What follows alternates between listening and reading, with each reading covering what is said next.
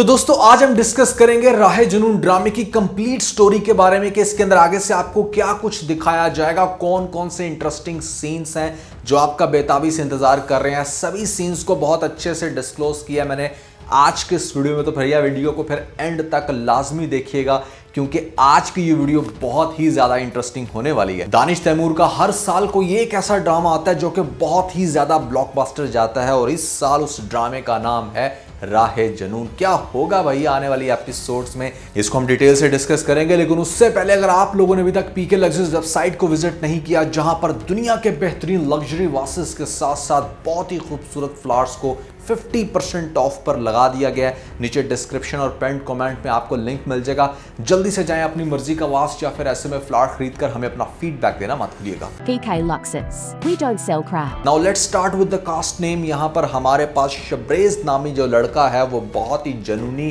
पहले ड्रग्स करता था, अपने पेरेंट्स की वजह से इतना तंग है बेचारा कि करने लगा था खुदकुशी। लेकिन ऐसे में एक लड़की जो कि टूर पे आई होती है वहाँ पर बचा लेती है इसकी जान। नाम होता है इसका मेहर और भैया देखने के बाद उस पर फ्लैट हो जाता है हमेशा दानिश तैमूर की, आपको पता है आदत का, जहां देखी नहीं खूबसूरत लड़की वहां फ्लैट हो गए। आई मस्ट से के ड्रामे की ओपनिंग बहुत ही सुपर्ब थी, हम एक सेकंड के लिए भी बोर नहीं हुए। बड़े प्यारे सीक्वेंसेस थे, बहुत अच्छे कोइंसिडेंट के जैसे वो वहाँ पर नॉर्दर्न एरिया में एक दूसरे के साथ टाइम स्पेंड करते हैं, एक की बस मिस हो जाती है और दूसरे का वैसे कोई नहीं। तो यहाँ पर इन दोनों की जो एक अटैचमेंट है और बिल्कुल भी किसी रूड में नहीं रखा जाता किसी एक कैरेक्टर को कि हाँ भैया अगर यहाँ पर हमारा शबरेज उसको कहता है कि वो फाइनली जो जीने की वजह है उसको मिल चुकी है, तो आगे से कोई लड़की कहे कि नहीं नहीं जी मेरा तो रिश्ता तय हो गया, या फिर ऐसे में सॉरी मैं सोच के बताऊंगी, कोई भी ऐसी बोंगी नहीं मारी जाती। जिस तरह नेचुरली लड़कियां भी बहुत हद तक अपना इंटरेस्ट शो करवा देती हैं, अगर सामने इतना हैंडसम बंदा हो तो वो ही करती है हमारी मेहर भी।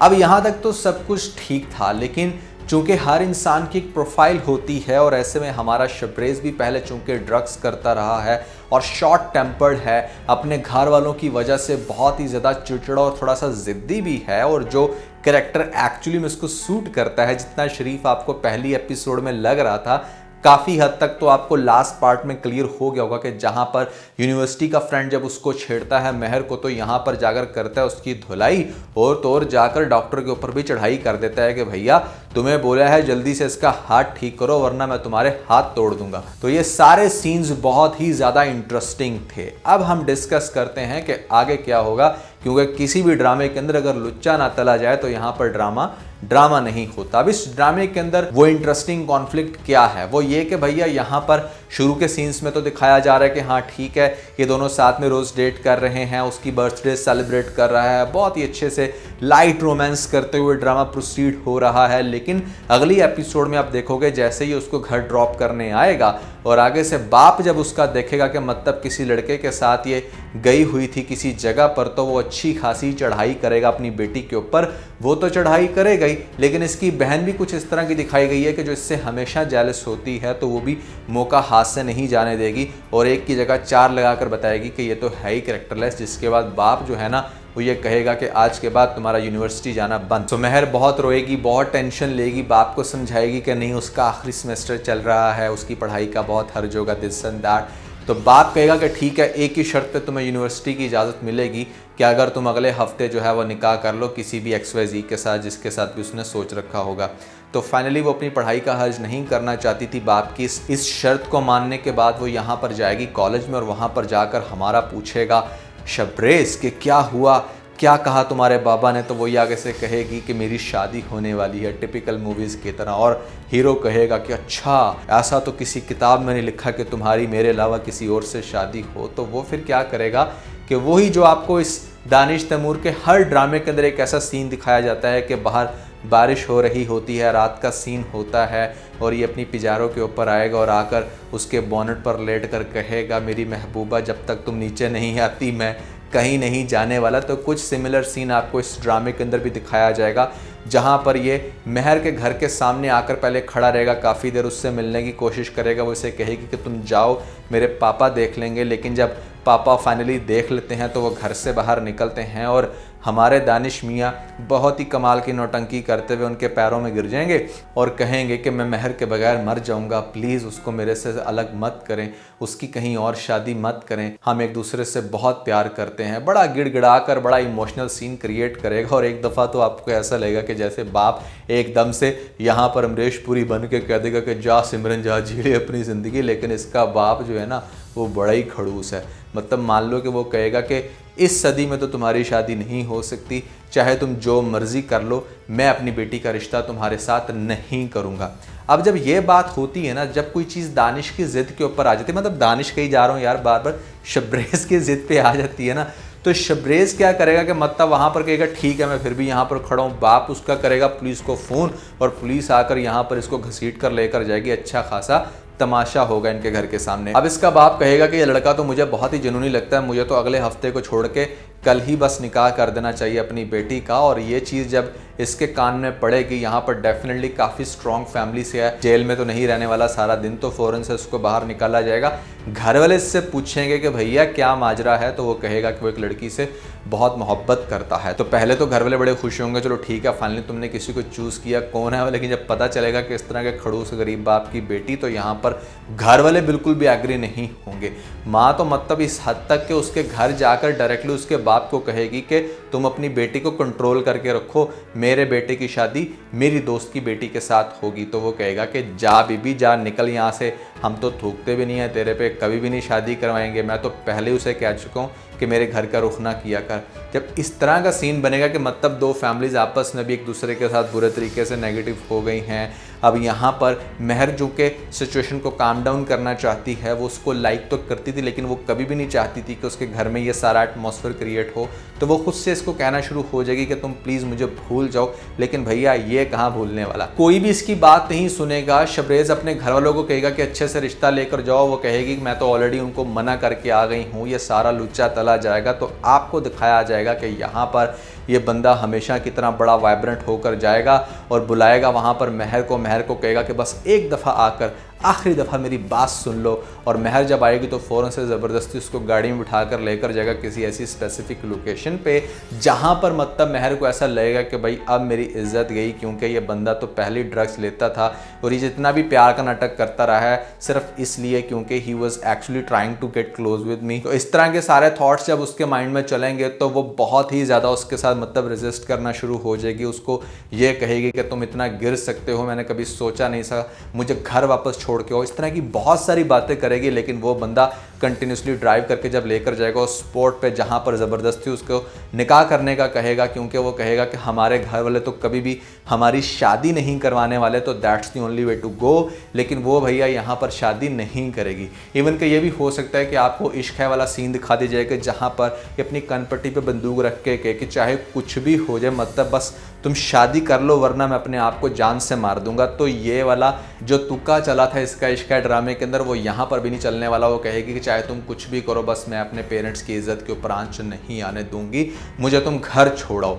अब जब ये रिएक्शन देखेगा ना दानिश, अच्छा मतलब शबरेज शमशेर जो भी है, मतलब है तो दानिश ना, शबरेज क्या करेगा, बहुत ही डिसहार्ट होकर उसको गाड़ी में बिठाएगा और रोता हुआ आएगा उसके घर में। और वहाँ पर जब उसके घर ड्रॉप करेगा तो उसका बाप उसको देखकर कहेगा कि तुम इस घर से दफ़ा हो जाओ, इस घर के अंदर कदम नहीं रखना। तो महर अपने बाप के आगे हाथ जोड़कर कहेगी कि पापा कुछ भी नहीं हुआ, शबरेज ऐसा नहीं है, उसने कुछ भी गलत नहीं किया, बल्कि उसने तो आपकी लाज रखी है और यहाँ पर हम बिना कुछ किए आ गए हैं। लेकिन भैया ऐसे खड़ूस बाबा के दिमाग के अंदर जो खन्नास भरी है उसको कौन निकाले, उसको तो कोई प्रूफ देना। और प्रूफ हम मिल नहीं सकता क्योंकि वो कई घंटों के लिए उसको लेकर गया था। तो बाप को लगेगा कि मतलब यहाँ पर ये हमारी इज्जत के ऊपर बेड़ा गर्क कर चुका है, तो अब हमें किसी भी तरह से बस एक्सेप्ट नहीं करना। उल्टा वो ये कहेगा कि ठीक है बस मैंने तुम्हें अलाउ किया, मैंने इजाज़त दी, तुम इसके साथ निकाह कर लो। ये भी हो सकता है कि स्पेसिफिक पॉइंट पर बाप खुद से ज़बरदस्ती कहे कि नहीं अब तुम्हारा निकाह होगा, तुम जल्दी से ये कपड़े पहन कर आओ। तो किस्सा मुख्तसर ये कि इस रात यहाँ पर जब इसका निकाह हो जाएगा और दिखाया जाएगा बड़ा इंटरेस्टिंग सीन कि ये अपने घर में लेकर आएगा अपनी इस नई नवेली दुल्हन को, तो घर वाले जो है ना मतलब फुल टाइम बंदूकें तान कर बैठे होंगे कि अच्छा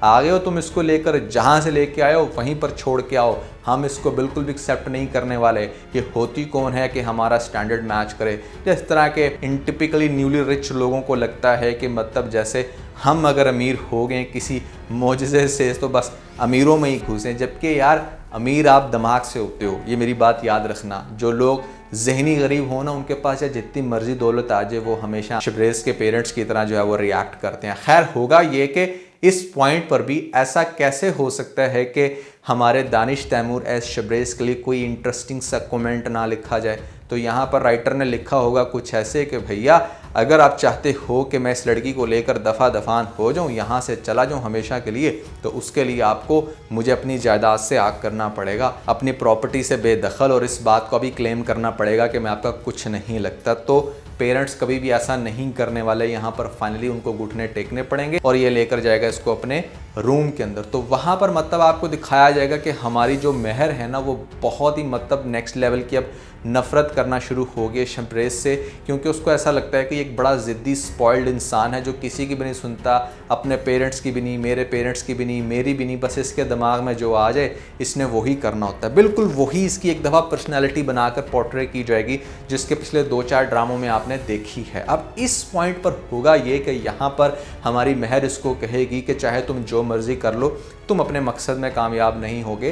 वो यही समझ रही है कि शायद ये बस मेरे क्लोज़ होने के चक्करों में ये सारा कुछ कर रहा है, इसका ये सारा नाटक।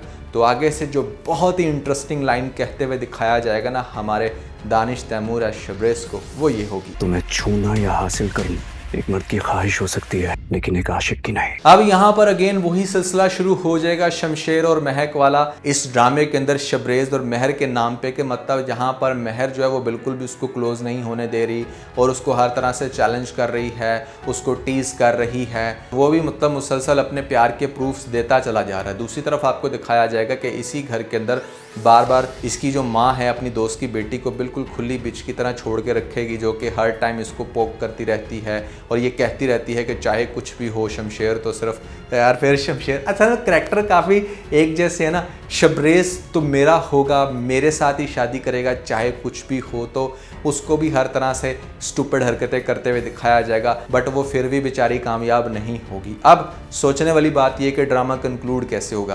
कंक्लूड की जिस तरह से होगा, अगर आप थोड़ी सी कड़ियों से कड़ियाँ मिलाएं तो यहाँ पर ऑलरेडी जो उनकी भाभी है उससे भी माँ को बहुत इशू के मतलब ऐसे में बांझपन है, इनफर्टिलिटी की वजह से उसको हेट देती है, हत्ता कि वो भी अच्छे खासे ख़ानदान से है, काफ़ी रिच है, लेकिन उसकी इस प्रॉब्लम की वजह से माँ नहीं लाइक करती और महर को भी वो बहुत हेट देती है, ये समझ करके शायद इसका भी कुछ वैसा ही सीन है। जबकि महर तो शमशेर के क्लोज अभी तक हुई ही नहीं, तो यहाँ पर नमूना कहाँ से आए। ये वाली खिचड़ी बनेगी, आए दिन घर में होंगी डिफरेंट तरह की फाइट्स। महर बहुत ही ज़्यादा क्रिटिसिज्म और ख़ास तौर पे नफ़रत बर्दाश्त करेगी शबरेज़ की माँ की, लेकिन शबरेज़ कंटिन्यूसली प्यार करता चला जा रहा है और उसके दिल में जगह बनाने की अपनी भरपूर कोशिश कर रहा है। आपको दिखाया जाएगा कि इस ड्रामे के अंदर यहाँ पर जो हमारी महर है उसकी बहुत अच्छी फ्रेंडशिप हो जाएगी इसकी भाभी के साथ, और यहाँ पर उसको वो हर पॉइंट पर सपोर्ट करेगी और वो भी फिर बैक इसको सपोर्ट करना शुरू हो जाएगी।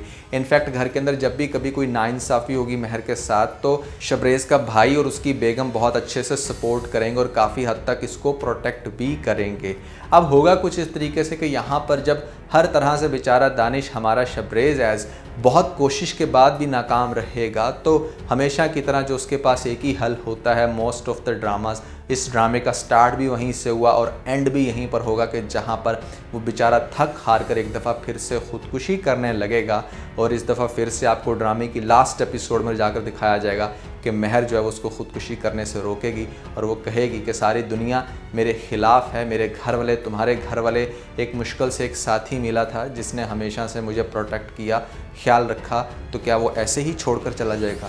नहीं। तो यानी कि ये वो पॉइंट होगा जहाँ पर इनको फाइनली एक दूसरे के साथ एक होते हुए फिर से दिखाया जाएगा, जिसकी मोहब्बत को वो एक्सेप्ट करेगी। और फिर जब मोहब्बत को एक्सेप्ट करेगी तो यहाँ पर फॉर श्योर एक नई एक्सेप्टेंस दिखाई जाएगी लास्ट एपिसोड के अंदर, मतलब इनका होगा बेबी, जिसके बाद फाइनली जो इसके घर वाले बहुत नफ़रत करते हैं वो ग्रेजुअली एक बेबी के आने के बाद इसको प्यार देना शुरू होंगे और इस तरह से ड्रामे का एक बड़ा अच्छा हैप्पी एंड आपको दिखाया जाएगा। That's everything according to me. मुझे ऐसा ऐसा लगता है कि भैया ड्रामे की स्टोरी कुछ इस तरह से चलेगी। आई एम डैम श्योर के बहुत सारे सीन्स डिफरेंट होंगे, बट ओवरऑल स्टोरी के अंदर रिलेटेबल सीन्स बिल्कुल ऐसे ही होने वाले हैं। आप लोगों को क्या लगता है, क्या हो सकता है राहे जुनून ड्रामे की आने वाली एपिसोड्स में, जरूर बताएगा नीचे मुझे कमेंट सेक्शन में। इसके अलावा अगर आप लोगों ने हमारी ये वीडियो नहीं देखी जिसको बहुत ही ज्यादा लोग लाइक करने लग रहे हैं, तो ऊपर आपको लिंक मिल जाएगा, जल्दी से लिंक पे क्लिक करके वीडियो देख के अपना फीडबैक मुझे जरूर दीजिएगा।